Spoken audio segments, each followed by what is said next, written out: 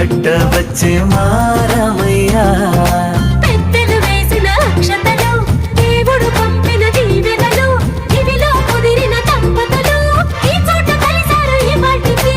ఆటలు పాటలు వేడుకలు, మాటకు మాటలు అల్లరులు, తీయని గుర్తుల కానుకలు వెన్నంటి ఉంటాయి వెయ్యేళ్ళకి.